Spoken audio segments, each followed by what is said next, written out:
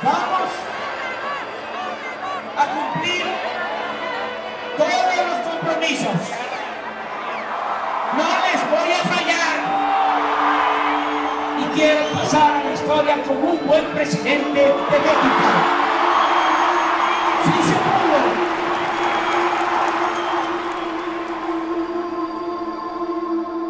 Para que nadie se quede sin alimento o meteor. Que así sea.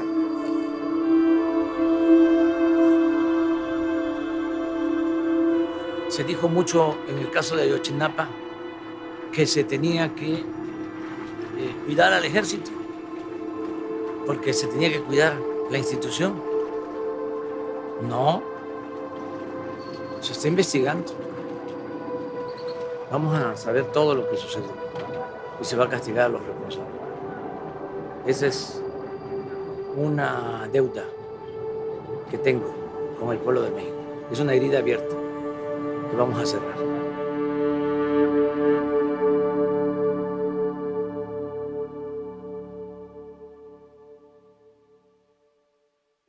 Habitantes, con 3 o menos localidades urbanas y sin carreteras de más de 4 carriles. Sin más, por eso.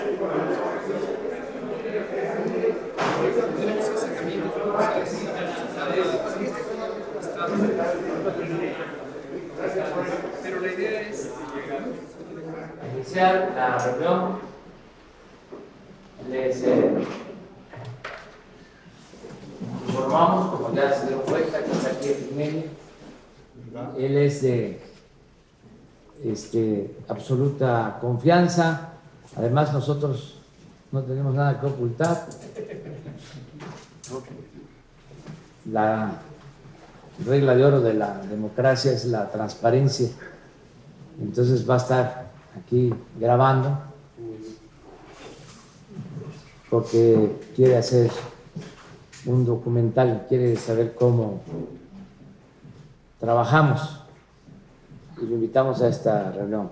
Buenas tardes a todos. Esta es la tabla que construimos con todas las instituciones. La meta es de 12,715. Es hasta el 14.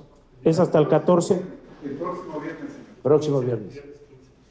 Tenemos al momento, al día de hoy, 8,094 camas con recursos humanos totales. Esto significa la presencia de 5 personas, 5 seres humanos encargados de la salud, un inhaloterapeuta, un médico especialista, un médico general, enfermera especialista y enfermero general por cama para todos los días, para todos los turnos.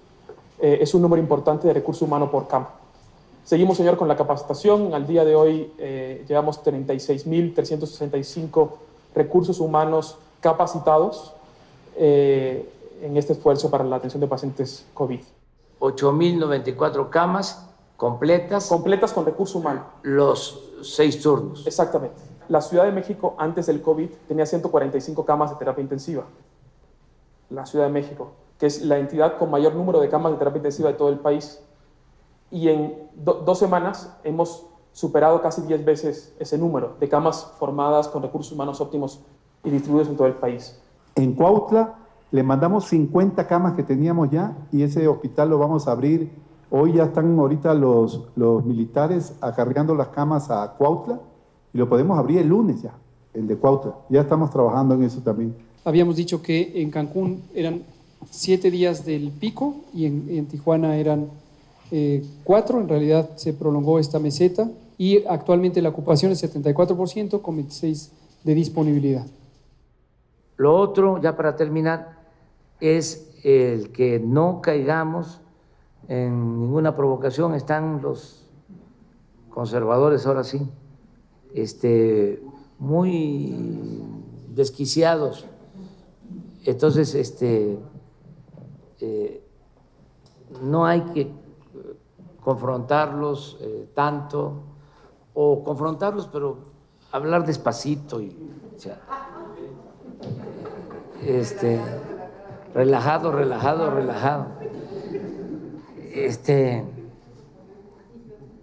Pues no es lo mismo mandarlos a Palenque que decirles les podemos mandar a Palenque, ¿no? El modito, pues, porque todavía en el gobierno en general hay gente que no coincide con el proceso de transformación. No piensan que es posible transformar el país y no tienen como objetivo superior el de mejorar las condiciones de vida y de trabajo del pueblo de México. Entonces, mientras haya orden, estemos cohesionados y trabajemos como lo estamos haciendo de manera responsable, vamos a seguir enfrentando todos los retos, ¿no? Los desafíos. Y este es el patio. Este es el patio de honor. De honor, sí. Hablábamos, por ejemplo, de Madero, y fíjate, te voy a llevar, esto lo hicimos. Estuve aquí el día de la conmemoración. Sí. Qué buen discurso, qué recuerdo de los momentos de la escena trágica. Sí. De la quincena, pues. Aquí era la intendencia y aquí estuvo preso Madero, Pino Suárez, antes de que lo sacaran a Lecumberri y lo asesinaran. Entonces está cerrado ahora, pero es la intendencia de la traición le pusimos. Entonces es la historia. No Cuando me puede preguntas, dejar de pensar en Madero. no, es un extraordinario personaje de nuestra historia. Y en los huertas que andan por aquí. Sí, sí, sí. Pero te decía, han cambiado las cosas. Hablando de militares, así como hay Huertas, ya hay también muchos Felipes Ángeles en estos tiempos. Sí, porque un dato principal para un golpe es las Fuerzas Armadas. Sí. Ahora el ejército que surge del pueblo, no olvidemos que el ejército surge precisamente a partir del asesinato de Madero. Era gobernador de Coahuila, Venustiano Carranza, y es el único de los gobernadores que se rebela y condena el golpe y el asesinato de Madero y llama a constituir el ejército para combatir al usurpador, a Victoriano Huerta. Y así surge el ejército mexicano. De modo que no es igual que los otros ejércitos de otros países. Este es un ejército que surge en contra de un golpe de Estado. Es un ejército además popular. Yo he contado en otras ocasiones y ahora repito que cuando me tocó decidir quién iba a ser el general secretario, analicé los expedientes de los 30 generales de división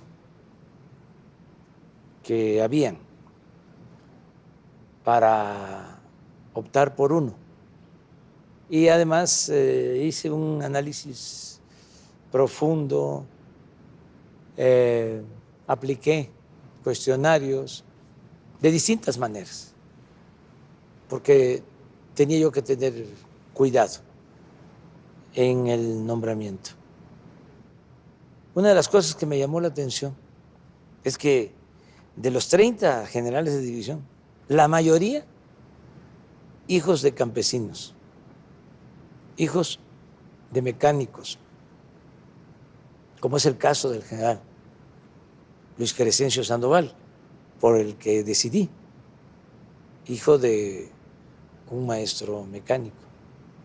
Decidí por él porque había una coincidencia en todas las consultas. Siempre parecía de que era incorruptible. Y eso para mí cuenta mucho. Bueno, pero la mayoría de los generales surgidos del pueblo, generales de división, hijos de comerciantes, también de militares. Pero la cúpula militar mexicana, a diferencia de otros países, no está ni vinculada ni convertida en una oligarquía. Es un ejército surgido del pueblo. Por eso digo que el soldado es pueblo uniformado. Y me han demostrado eso, una gran lealtad a México, a la patria, a las instituciones, que es lo más importante, y me han ayudado mucho. Entonces, cambiaron 4 factores clave. El mando, no es Felipe Calderón ni Peña quien los manda. sí, La doctrina, sí, la misión, sí, la composición de la fuerza y el orden de batalla. sí, sí. Fíjate que han ido asimilando y llevando a la práctica la doctrina de el respeto a los derechos humanos. Eso es muy importante. Además, es un ejército muy disciplinado, es una gran institución. También el caso de la Marina. Son 2 instituciones pilares del Estado mexicano. Me han ayudado mucho y vamos a seguir trabajando con ellos. Hay quienes se preocupan, piensan que estamos dando un paso hacia el militarismo. No es así. Este es un gobierno civilista.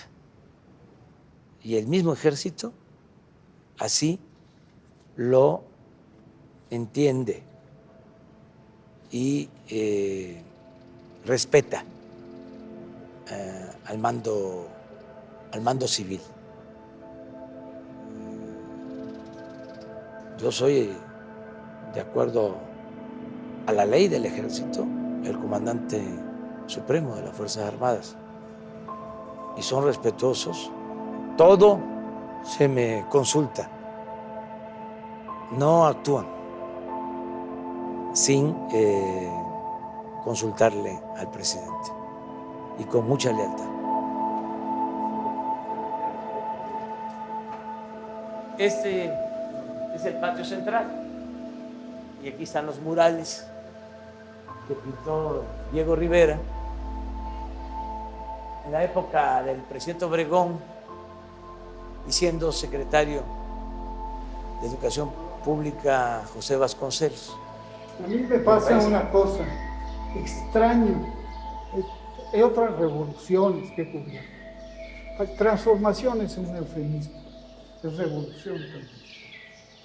Es verdad, es transformación, pero extraño el acompañamiento, la narrativa de la revolución de los artistas. Como que les ganó aquí. No, es que, mira, se afectó mucho también el arte, la cultura.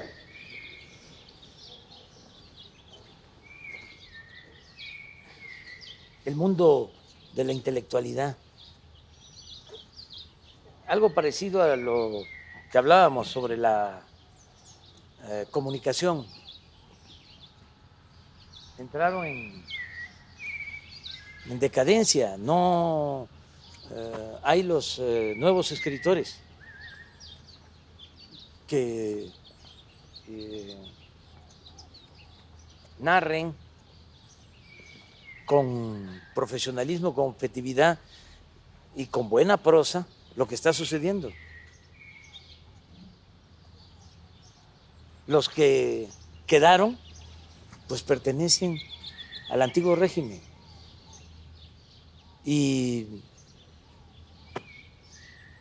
como decía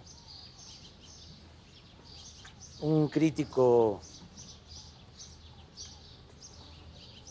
de la literatura rusa, Bielinsky, haciendo un cuestionamiento a Gogol, le decía, otro escritor ruso, decía, ¿cuándo un hombre se entrega por entero a la mentira? Le decía al gran escritor Gogol, decía, cuando un hombre se entrega por entero a la mentira, pierde hasta la imaginación y el talento. Bueno, guardadas las proporciones. Eso es lo que les pasó. O sea, ya están muy disminuidos. Aunque tengan muchos éxitos, fueron cooptados. Sí, fueron cooptados y se quedaron con la fama, pero perdieron talento. Este jardín le llamaban, todavía oficialmente, así se conoce, como el jardín de la emperatriz. Es muy bello. Entonces, son fresnos y don Pepe Iturriaga criticaba precisamente a Álvaro Obregón porque trajo las palmas de Sonora. Ajá. Y pues no son del altiplano. Pero también hay otros árboles que no lo son. Allá atrás, ¿sí?, hay un flamboyán rojo, pues es trópico. Sí. Entonces, yo decidí sembrar también árboles del trópico. Mira, esa es una palma real. Esa la sembré. Y esta es una ceiba. A ver si tengo suerte. La ceiba es bondadosa. Sí. Es un árbol sagrado de los mayas. Significa fertilidad del suelo y sostén del cielo. Estoy escribiendo sobre lo que está sucediendo. Y sí, sobre el proyecto hacia adelante, lo nuevo. O sea, ¿qué proponemos? Sin pretensiones, ¿no?, sin ínfulas, no solo para México, sino aportar algo para el mundo. Ya pasó. El rebautizar ciertos términos como PIB tuvo un efecto en el mundo. Sí, no, ya se está tomando en cuenta que no debe de apostarse tanto o considerarse como lo único para medir el desarrollo de los pueblos, el crecimiento, porque crecer puede significar, sí, que haya más dinero, pero concentrado en unas cuantas manos, y eso no necesariamente es bienestar. Cuando crecimos más en México, ¿sí?, cuando hubo más multimillonarios en México, cuando teníamos el cuarto lugar en multimillonarios en el mundo, solo nos ganaba Estados Unidos, Japón y Alemania. México estaba en el cuarto lugar. Fue al final del gobierno de Salinas y teníamos 24 multimillonarios. ¿Sí? Bueno, exactamente en ese tiempo fue cuando más se profundizó en México la desigualdad social. Entonces, nosotros queremos crecer, sí, pero con bienestar. ¿Sí? Queremos la modernidad, pero forjada desde abajo para todos. Queremos el progreso con justicia. Entonces, ese es el cambio.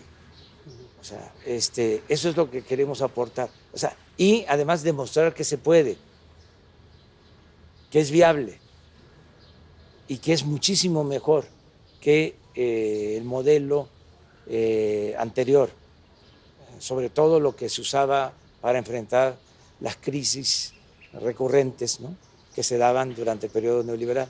¿Sí? Lo que hablábamos del FOA-PROA, ¿no? A ver, endeudar, ¿no? Lo que pasó en Argentina recientemente. Se metió el Fondo Monetario Internacional supuestamente a ayudar, ¿sí?, y los dejó en bancarrota, porque le metieron dinero y dinero y dinero y dinero y dinero, deuda y más deuda y más deuda y más deuda, desataron la especulación, ¿sí?, y vaciaron las arcas públicas y dejaron en una tremenda crisis a Argentina. Entonces, cuidado, así no. Vamos saliendo con la fórmula, con el modelo de que lo mucho o lo poco que tengamos se distribuya con justicia, con bienestar. Sí. Mira, esta es otra ceibita, sí. Ahí van. Vamos a pasar por aquí. Vamos a ir si nos permiten, vamos a ir allá al salón. Bueno, pero sí.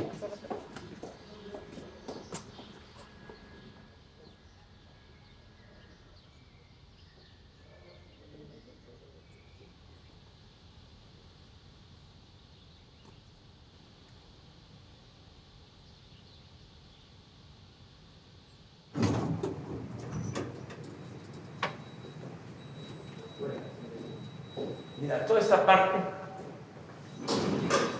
es nueva, era lo que tenía el Estado Mayor Presidencial y esto se arregló.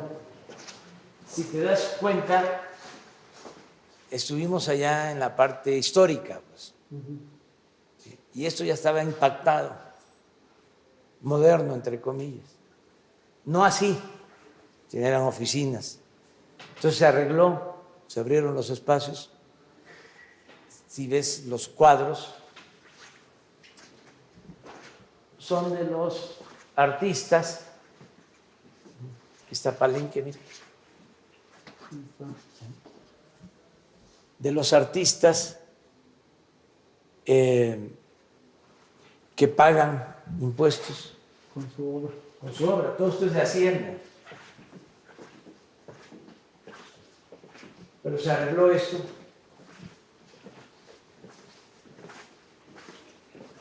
Y aquí va a ser, con el tiempo, donde vamos a atender. Lo que viste de mi oficina para allá va a quedar como museo, pero estoy esperando que pase un tiempo. Pero esto sería lo nuevo. Y mira, esta es la sala nueva. Todo esto que decía era del Estado Mayor. Entonces hizo esta sala nueva que se llama Daniel Cabrera, el director del Hijo del Aguizote. Es un homenaje a don Daniel, periodista independiente, revolucionario. Y aquí se estableció, se instaló esta sala de junta moderna. Eso estaba en Los Pinos y se trajo. Es lo único extraño fuera de lo normal para utilizar la sala. Pero ven por acá, que acá está la entrada. Pero mira lo que dice aquí. Los olvidados. y los olvidados. Y ese es de Anguiano, Guerra y Paz.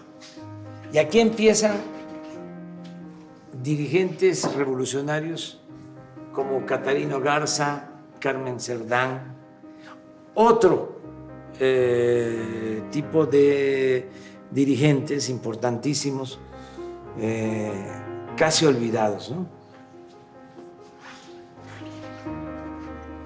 Solón Argüello, María Arias Bernal, el Manifiesto a la Nación de Madero. Estos son los funerales de Belisario Domínguez, Soldaderas o Adelitas, Filomeno Mata,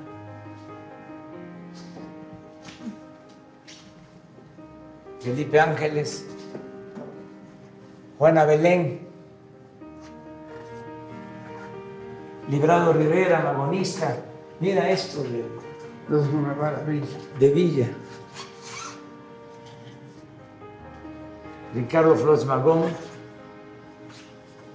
Dolores Jiménez y Muro, Heriberto Frías, gran novelista, Salvador Alvarado, Felipe Carrillo Puerto, aquí escudos.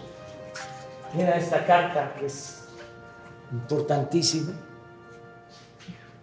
Te decía yo que Madero era un hombre bueno.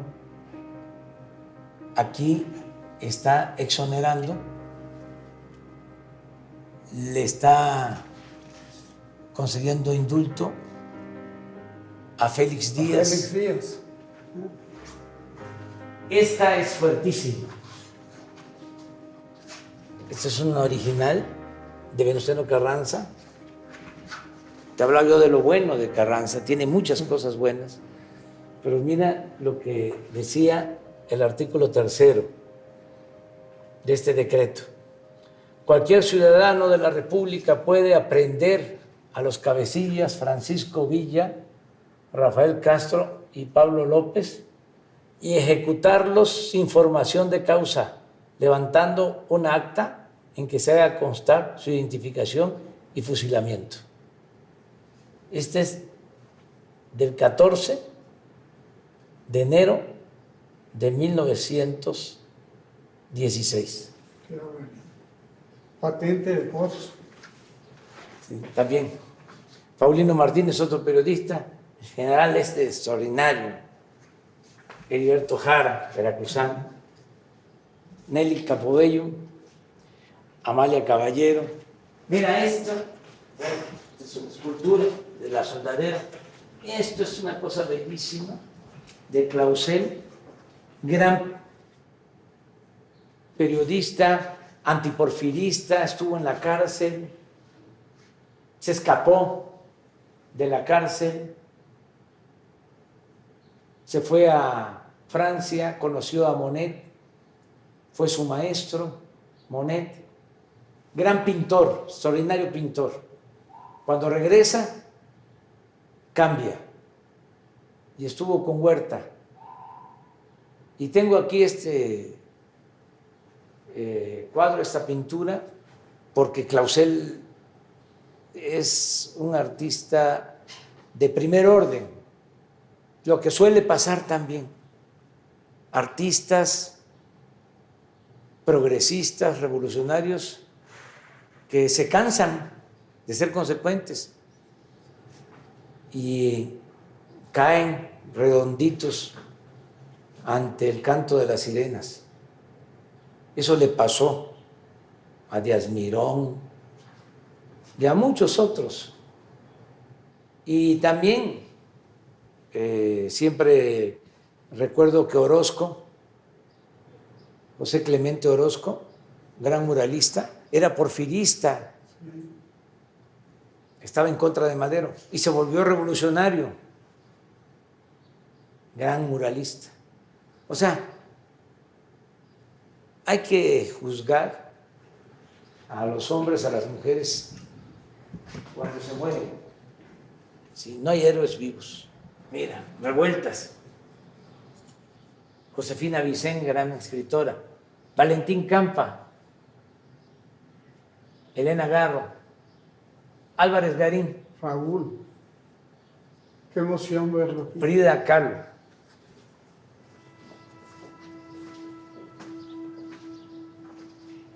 Griselda Álvarez, la primera gobernadora, Otón Salazar, Genaro Vázquez, A las espaldas del secretario de Defensa. Javier Barros Sierra, Sí. Fernando del Paso, Lucio Cabañas, Me acuerdo mucho de Fernando del Paso en esas reuniones en casa de Laura Esquivel. sí, sí, Cuando empezaba el debate sobre las redes y el sí, periodismo, sí, él estuvo con nosotros, con Arnaldo Córdoba. sí, sí.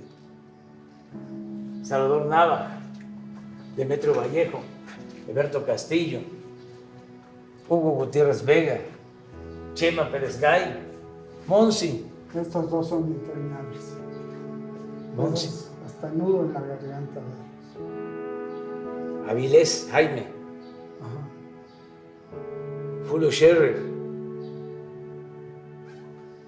Faltan otros, pero ya empezamos. Falta para allá, Sí, pero pero está vivo. no, yo no quiero que esté aquí ahora. Sí. Pero Y mira, esto es para no olvidar.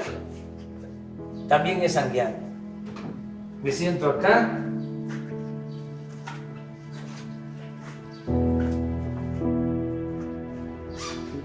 Y lo estoy viendo. Estoy escribiendo un texto ahora en donde explico cómo se beneficia con la transformación nuestra la parte o el sector de más ingresos del país. Nosotros hemos decidido proteger al 70% de las familias de México. No olvides que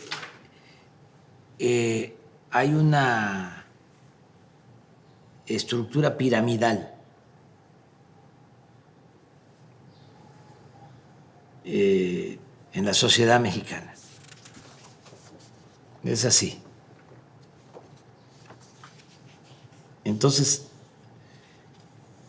es una base muy amplia de gente pobre, una clase media no tan extensa, tan ancha, y una cúpula, ¿no? Acá, muy minoritaria. De todas maneras, nosotros vamos a llegar, cuando hablo del 70%, estamos aquí. Estamos hablando de 25 millones de hogares. Hasta aquí. En estos 25 millones de hogares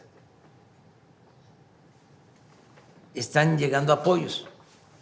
Todavía no llegamos al 70, estamos como en el 60. Pero ahora con la pandemia decidimos ampliar el apoyo hacia arriba. Aquí, por ejemplo, están los que son pequeños empresarios que están recibiendo ahora créditos, que tienen trabajadores inscritos en el Seguro Social. Están también quienes no tienen trabajadores inscritos en el Seguro Social, pero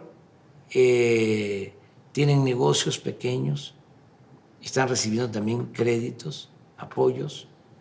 Y aquí están, desde luego, maestros, médicos, enfermeras. Solo la pandemia ha significado contratar más de 40,000 trabajadores de la salud, enfermeras y médicos, 40,000. Están, desde luego, los soldados, los marinos, los trabajadores al servicio del Estado. Bueno, es esto, el 70%,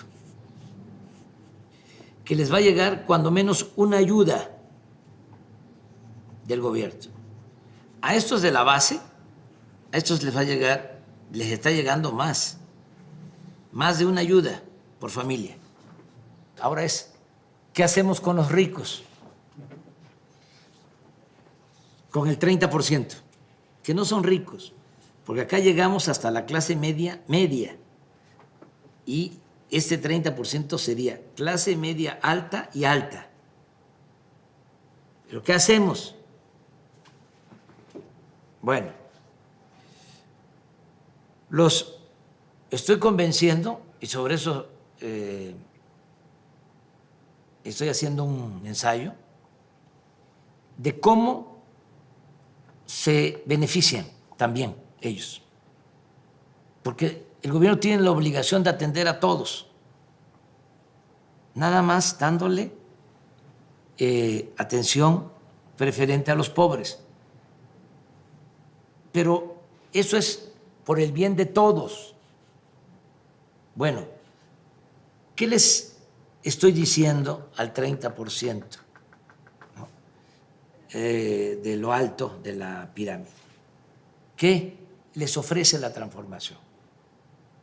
1, paz y tranquilidad. No hay cosa, y tú lo sabes bien porque fuiste corresponsal de guerra, no hay cosa más horrorosa que la violencia. Y no hay cosa de más valor que la paz. Entonces, convencerlos de que al atender aquí tenemos más posibilidades de vivir en paz, de que haya menos homicidios, de que no haya secuestros. Es tremendo cuando secuestran a una persona, que lo privan de su libertad. Y no secuestran a los de abajo, secuestran a los de arriba, por razones obvias, porque son los que tienen recursos económicos. Entonces, si hay justicia aquí, va a haber paz y va a haber tranquilidad. Eso ofrece la transformación. ¿Qué otra cosa ofrece la transformación? Fortalecer el mercado interno en términos económicos, que es algo también importantísimo. Si no hay capacidad de compra aquí, decían los magonistas, y volvemos a la historia, decían, si el pueblo tiene como única posibilidad consumir lo básico y a veces en pequeñas cantidades, tiene como ajuar un petate, ¿sí? No se beneficia el comercio ni se beneficia la industria. Eso decían en el plan liberal de 1906. Dice, cuando los pobres tengan capacidad de compra, va a haber prosperidad. Y esa es otra manera de ayudar a los de arriba. ¿Qué otra forma de ayudar a los de arriba? Bueno, los proyectos que está impulsando el gobierno, el Tren Maya, el del Istmo, el aeropuerto, todas esas obras se están haciendo mediante contratos con empresas que son de los de más ingresos en el país. Por ejemplo, una empresa de Slim acaba de ganar la licitación para un tramo del Tren Maya. Entonces, esa es otra manera. Se apoya las empresas que pertenecen a este sector. ¿Qué otra cosa también les ayuda? El que no haya corrupción, el que haya piso parejo, el que no haya influyentismo, el que todos puedan hacer negocios lícitos y obtener utilidades razonables. Eso lo aporta también la transformación. ¿Qué otra cosa ayuda? El que no se aumenten los impuestos, el que no haya impuestos nuevos, el que no aumente el precio de las gasolinas, del diésel, del gas, de la luz. Todo eso les ayuda. ¿Qué otra cosa va a ayudar mucho? El tratado comercial con Estados Unidos. Hay una circunstancia especial que favorece a México. Hay una ruptura entre China y Estados Unidos. Es evidente de que hay una confrontación, sobre todo en lo económico, en lo comercial. Y en estos momentos que tenemos nosotros una depresión económica, una recesión económica, el tratado permite fortalecer la economía de los dos países y significa más inversión extranjera a México. Y esto es más impulso a la iniciativa privada mexicana, más empleos mejor pagados para técnicos, para profesionales y desde luego empleos en estas empresas dedicadas a la exportación. La maquila significa darle trabajo a 3 millones de obreros.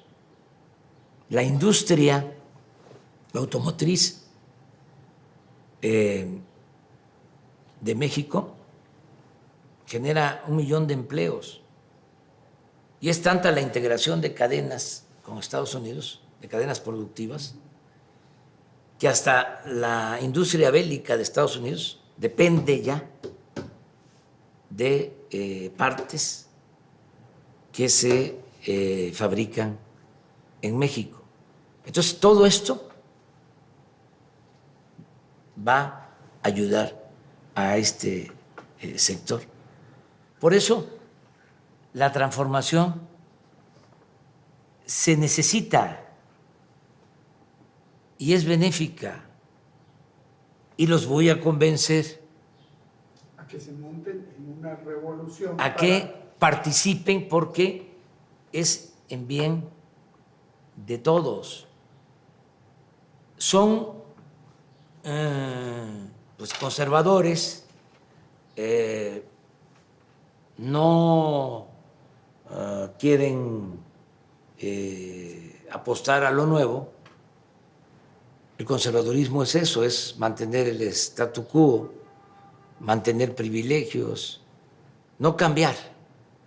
Entonces, es invitarlos a que busquemos un modelo nuevo, sobre todo una forma distinta de convivencia, más fraterna, más humana, más solidaria, que hagamos a un lado el individualismo, que no actuemos de manera clasista, de manera racista, en forma discriminatoria, que nos tratemos como hermanos. Eso es lo que buscamos y se va a ir logrando. No creas que me preocupa mucho oposición en cuanto a su agresividad, porque no tienen apoyo como para llevar a cabo movimientos, ¿no?, en contra del gobierno, movimientos cacerolescos, como pasó en Chile. No los veo, no. Mira, lo intentan. Cuando el movimiento feminista se montaron, el movimiento feminista, me hicieron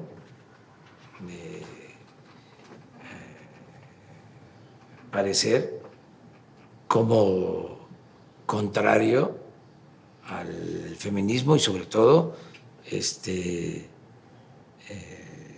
machista. Quisieron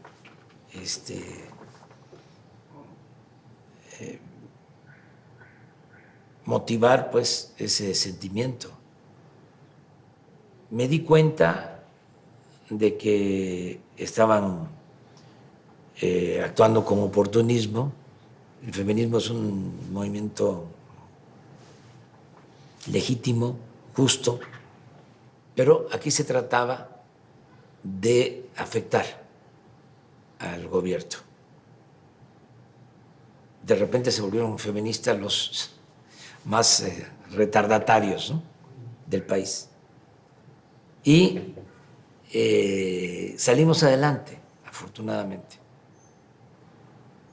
Yo siempre hablo de que estoy tranquilo con mi conciencia. Alguien decía que la conciencia era el mejor tribunal para juzgarnos, ¿no? Nuestra conciencia es el mejor tribunal para juzgarnos. Yo apelo mucho a eso. No podría actuar, no podría gobernar, no podría ser dirigente si no tengo mi conciencia tranquila, si no actúo de manera consecuente, si no actúo con honestidad. Entonces, bueno, pasó lo del feminismo, viene lo de la pandemia y lo mismo. Estaban ya esperando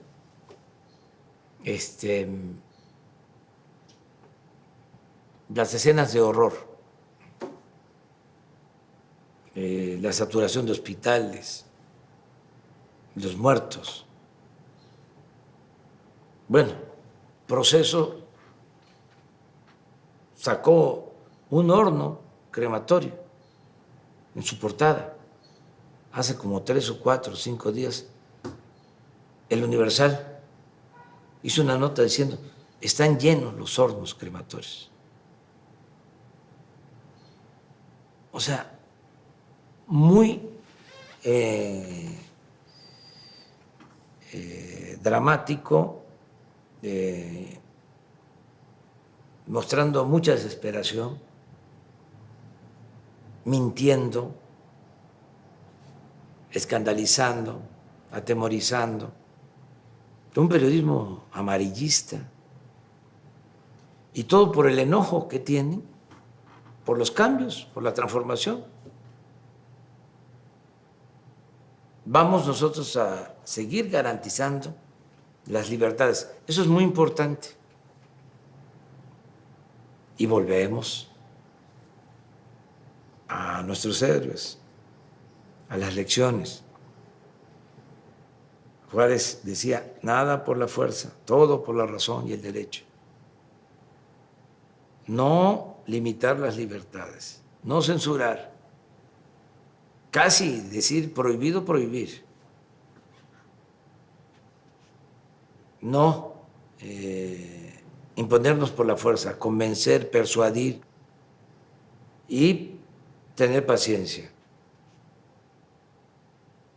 Hemos podido domar la pandemia, precisamente por la participación de la gente, por la participación responsable y consciente de la gente. Logramos controlar la curva epidémica, aplanarla, si no nos hubiese generado un problema mayor, nos hubiese saturado los hospitales, si nos hubiese pegado como sucedió en Europa, en Nueva York, ahí los desbordó, desgraciadamente, algo muy lamentable.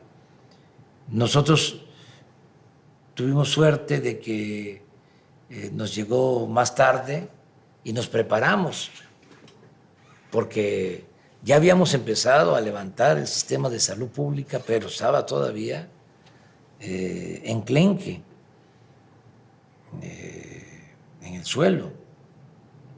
Y nos dio tiempo de tener las camas, los ventiladores, los especialistas, las enfermeras, y no padecimos de saturación, porque la gente ayudó a que no se propagara la epidemia tan rápido, se aplanó la curva. Esto fue muy importante y ahora tenemos ya una infraestructura hospitalaria para atender pues a todos, no dejar sin atención médica a nadie.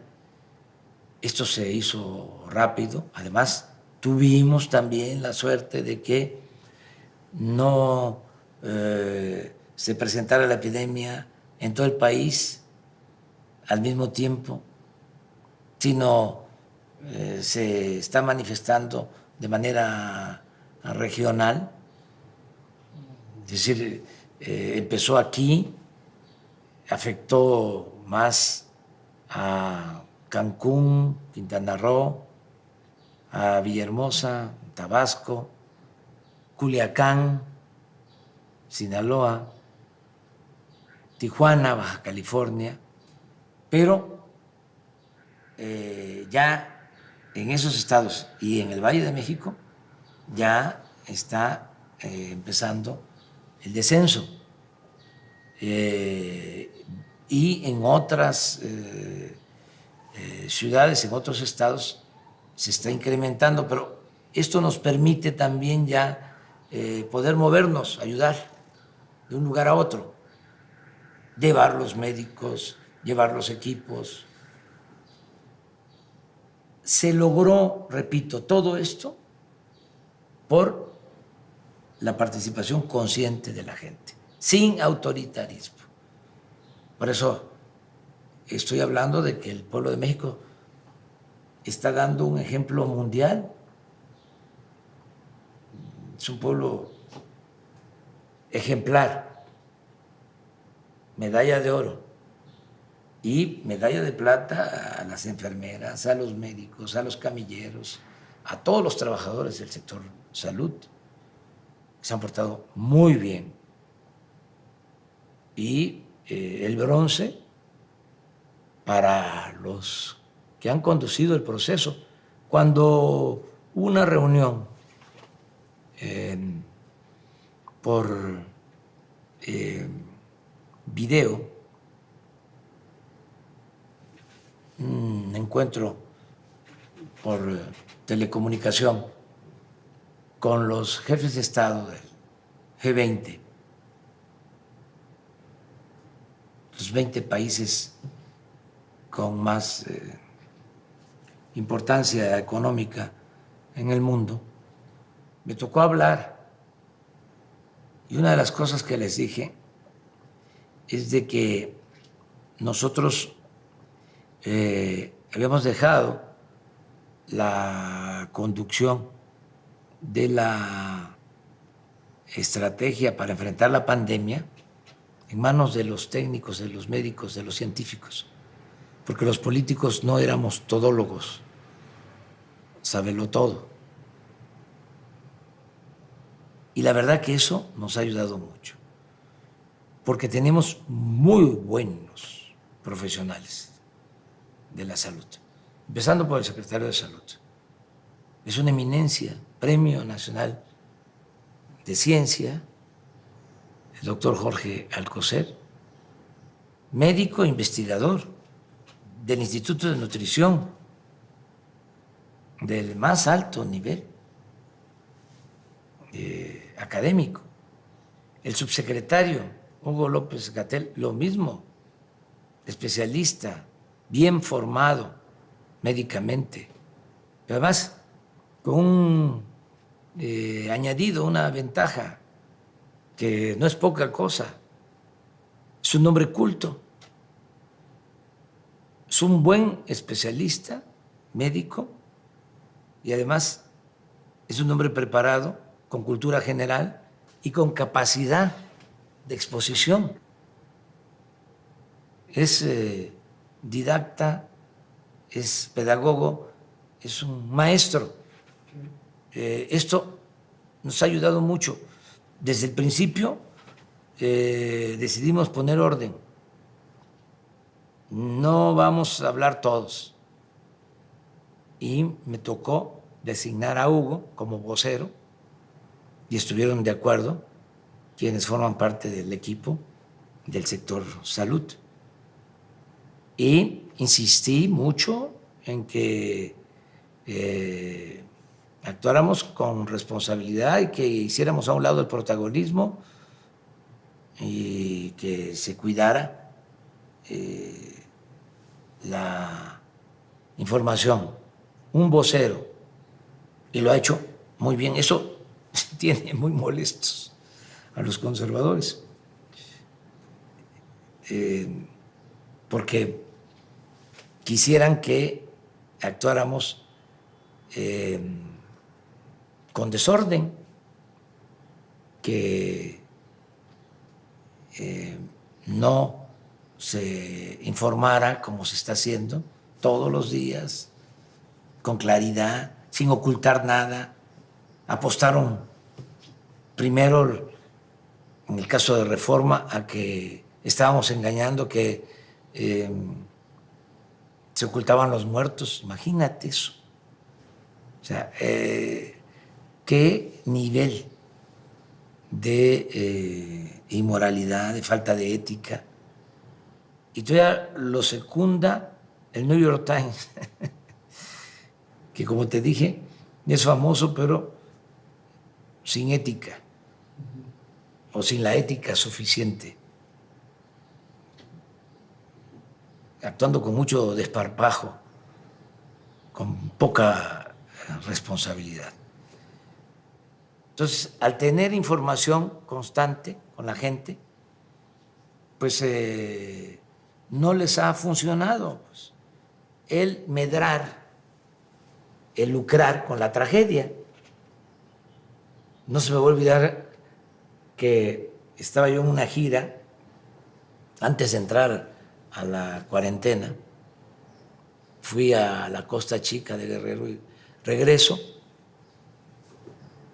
y en el trayecto de Acapulco a la Ciudad de México, en el vuelo, me entero de que habían sacado un mensaje, un Twitter, Riva Palacio y López Dóriga, en donde ya hablaban del primer muerto del coronavirus. Lamentable, ¿no? Llego al aeropuerto, salgo y como nunca, periodistas, camarógrafos, me empiezan a alumbrar y a acosar para que yo respondiera, porque ya había el primer muerto del coronavirus en México. Muy agresivos, pidiéndome que yo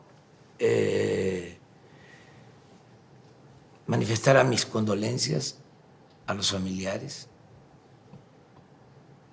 Entonces les dije que iba yo a hablar al día siguiente, en la mañanera. Entonces no le importa el muerto, no le interesa, yo guardando silencio, ¿no? Aplicando aquello de que uno es dueño de su silencio y rehén de sus palabras. Entonces me quedé callado, ¿sí? Hasta el carro, ahí, me metía en la cámara. Ya llegué aquí, ya me informaron que afortunadamente el señor no había muerto. Por cierto, sigue vivo y qué bueno. Ya se integró al Consejo de Administración de sus tareas. Sí, que me da mucho gusto. Y ya al día siguiente pues ya se aclara de que no había sucedido eso. Imagínate yo, forzado por las circunstancias, mandando mi pésame a la familia. ¿Cómo queda la investidura presidencial? Haciendo el ridículo. Entonces, tenemos que resistir a todas esas cosas y lo hemos venido haciendo, pero, repito, nuestro ángel de la guarda es el pueblo. Eso es lo que nos protege, nos apoya. Yo quiero aprovechar para agradecerte por todo lo que haces en redes sociales y lo que hacen muchos, muchos. No los conozco. Hay una persona, Arango, que lo veo en las redes. No lo conozco, pero es conmigo, con Beatriz, muy cariñoso, muy afectuoso, muy solidario. Pero así como él, ahorita se me vino a la memoria este apellido, no recuerdo su nombre, así muchísimos, muchísimos. Buenos ciudadanos, buenas personas, y les agradezco mucho su apoyo. Y va el compromiso, o reitero el compromiso de no fallarles. No voy a traicionar al pueblo. Y no es en vano todo esto que estamos haciendo. Entre todos. Porque yo no podría conducir la transformación, no avanzaría la transformación sin la participación de la gente. Así como decías, de que no nos podemos olvidar de dónde venimos y por qué estamos aquí, porque para llegar aquí fueron generaciones que sufrieron, que enfrentaron el autoritarismo. Muchos se nos adelantaron, dirigentes sociales, dirigentes políticos, que aportaron muchísimo para que se llevara a cabo esta transformación que estamos conduciendo y en la que está participando todo el pueblo. Entonces, vamos hacia adelante. Está difícil la situación. Se dice que la caída de la economía mundial es parecida a lo que sucedió, o sea, los efectos que tiene esta caída económica es similar a lo que sucedió con el crack en 1929 hasta 1933, la gran recesión que le tocó enfrentar a Franklin Delano Roosevelt, y supo hacerlo, y salió Estados Unidos de la crisis, nosotros vamos a salir de la crisis y estamos aplicando políticas parecidas. El bienestar. Sí, a lo que hizo Roosevelt en ese entonces. Pero quizás Empleo más profunda. en pleno. Hablábamos Payán y yo caminando por Los Ángeles. Le decía yo, lo hueles, Payán, me decía, esto está podrido, esto se acaba por lo menos en los próximos 1000 años. Pero parece que ahí la velocidad es más rápida. Sí. La No. curva del contagio se aplanó, la curva de la transformación. Sí, sí. Y los cambios. Porque, mira, lecciones. Hay que aprender a comer. No a la chatarra.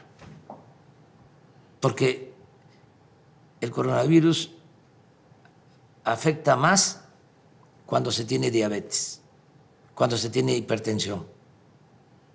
Y la diabetes, la hipertensión, la obesidad, aunque puedan ser hereditarias, estas enfermedades se exacerban con la mala alimentación, con la comida chatarra.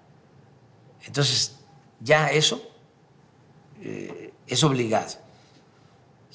Ya tenemos que preocuparnos por eso, comer bien. Lo otro que es muy importante, el entender que es mejor prevenir que curar. No son los hospitales la instancia más deseada, es el que no nos enfermemos, la medicina preventiva. Eso es otra lección importante. Tercera lección, no al derroche, no al consumismo, no a tener más de la cuenta, actuar con austeridad, con sobriedad. México era de los países en donde se consumían más productos, artículos de lujo.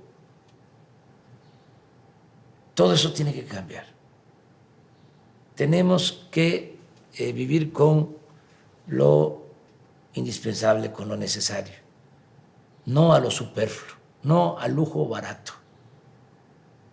¿Qué otras lecciones nos deja esta crisis? Que debemos de ahorrar todos. Tenemos que ahorrar, aunque se tenga poco, no derrochar, no malgastar lo que tengamos. ¿Qué otra lección? Querernos mucho. Nada sustituye al amor. Mira cómo padecieron más los adultos mayores que estaban en asilos de ancianos, sobre todo en Europa. ¿Cómo se protegió más al adulto mayor? En nuestras casas.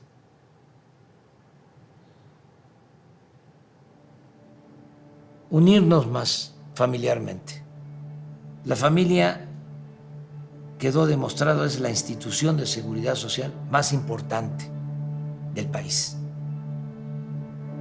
Y no olvidar la importancia también de los valores culturales, morales, espirituales.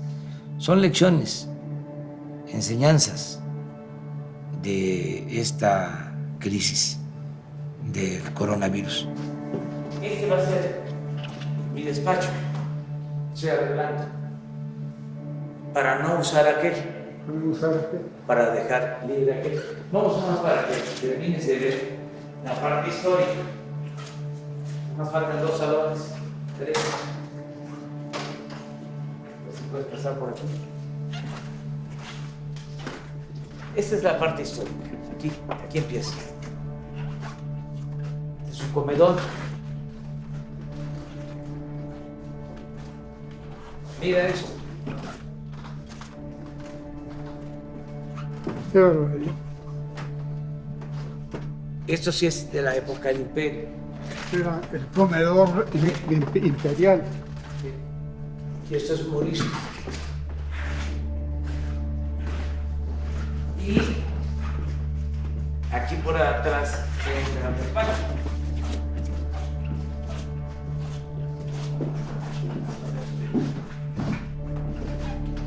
Entonces, si regresamos,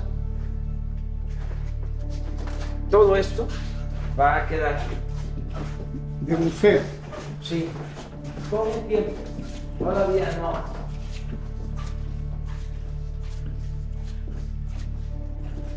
Y vamos a entrar